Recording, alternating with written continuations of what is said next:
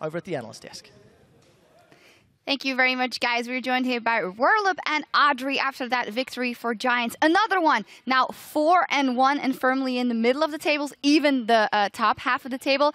Tell me about this game. Starting off with you, Whirlup, and the early pressure. Frederick was doing his best cosplay of a top laner with Smite there because he spent a whole lot of time there. Well, in the early game, we were really ahead. I had like 60 more. 60, yeah, 50, 60 CS. Yes, and he had 10. But we didn't really was able to kill him again. So I was like, he's getting back in the game, and I wasn't happy at all. And at the game I'm not really happy because I think we had too much advantage, and we had troubles to win this game. So I'm not happy. Okay. Yeah, I'd love to get your reaction as well, Audrey, because Whirlup definitely feels like you guys couldn't translate your advantage fast enough. So what do you think you should have done between early and mid game? I don't think there's much we could have done. It was mostly about Alistar roaming a lot. And the thing, we couldn't really abuse Kog'Maw because we didn't know if Alistar was there or not. He just disappeared in the fog of war and we didn't know anything. So like if you go in on Kog'Maw and Alistar is there, we will die for sure. So we couldn't do anything about it, and Alistar just helped every other lane. I mean, it's obviously very hard if your jungler is spending half his time in the top lane. But you have the Morgana with the Black Shield to play the defensive, and this is 4 wins in a row now. 4 Morgana games in a row. Can Godfrey play a champion? Yeah, he makes a joke about that as well. Yeah, I know. Nervous laughs, not giving away any strategy. Not any information. No. I tried. Good on you guys. Let's actually take a look at one of the defining team fights that got you guys very far ahead in the early game. And maybe Whirlup can talk us through this one. Yeah. This is basically, so a Dragon, ROCCAT's going to take this, Whirlup, but you're going to TP in, and we can roll the clip right now. What's going on? Yes, I had TP, but I really didn't want to TP because I had 3 towers. Yeah. So I did a slow boost up, and I TP'd before because they were 5-5, so I think we will win easy. Rumble didn't have flash, so he was free killed. And at this point, we didn't really want to fight more. It's like, hey, we took 1 kill, now 2 kills. Let's just back and... Azir tries to come in. Yeah, and Nukta comes in, and you guys... And here, this is what I like about Godfrey, though. He feels like a lot more confident as a player because he's about, or later in this clip, he's going to flash forward and land this bind of Woolite.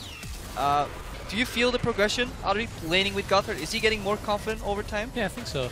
Like, he didn't make those plays in the beginning, but now he feels super comfortable. He does that every time. How much of that is radiating onto you? Because we had a stat here before the game in the spring split, you averaged 2.5 kills per game. Now it is 6 at least. How much of that Godfred thing is streaming down in you, or is that just the entire team's performance? Well, surely Godfred has an impact of that, but mostly it's just when we win, I get more kills. That's it. Or do you win because you get more kills? Yeah, maybe. Yeah, flawless logic. So in the mid game, you guys snuck that 1 Baron, and whose call was that? Was that Godfred, or was that somebody else? And in what language was that call? Was it Spanish or? Wait, which one? The early Baron, the very first one you did. Oh yeah. Really quickly with the teleport coming in. Yeah, I don't Freddy. remember. It was Freddy. Yeah, Freddy that Freddy. said, hey, there's Nazor. And I had TP and we just stole it. Why not? And Why not? Then Why the game, not? then the game kind of slowed down, and you guys tried to get that 2nd Baron. And what do you think went wrong there? Because it took you guys a very long time to finally get that 2nd Baron. Like, why? Why did you struggle? Audrey will answer. Yeah, well, like, it was such a shame. We were trying to do that Nash for like 10 minutes and they kept stopping us. And then, like, one time we gave them an opportunity and they do it until the end. We actually have the replay of that, so if you can get that on your screen right now. And did you time it as well? What happened here? Yeah, like, we were a bit, like, annoyed by the fact that they started Nash up so confidently after we tried so many times. And I was like, ult, I ulted, Freddy, go in. And we timed it and we managed to actually steal the Nash. And then instead of going back, we were like, okay, fight now, which chased them until the end. Yeah, it definitely worked out for you. This is...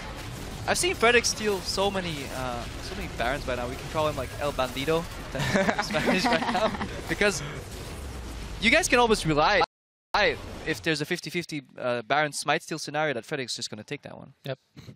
But on the other hand, it's also the question, you seem like you kept going back to the Baron because you really didn't have another option. Is that maybe what you meant as well, but you didn't press your advantage? You just kind of kept going back to Baron? The problem was that I could split push really easy, but I couldn't dive Rumble with Sonjas in the tower of the Nexus. So it's what like he was always waiting in the tower. I can dive, we can engage because they have Alistar, and we didn't know what to do. So we were like, we have to do Baron once, twice, and we couldn't. So. And in the end, ROCCAT did it for you. You stole it and you finished the game well. Congratulations, Giants, and thank you very much for joining us. 4-1, the Giants and Pepi Nero. And in just a few minutes, SK Gaming will look to start their climb in the standings as the hunt for their first win against H2K. We'll be back to look at the player who was essential in bringing H2K to their third place finish in their inaugural LCS split.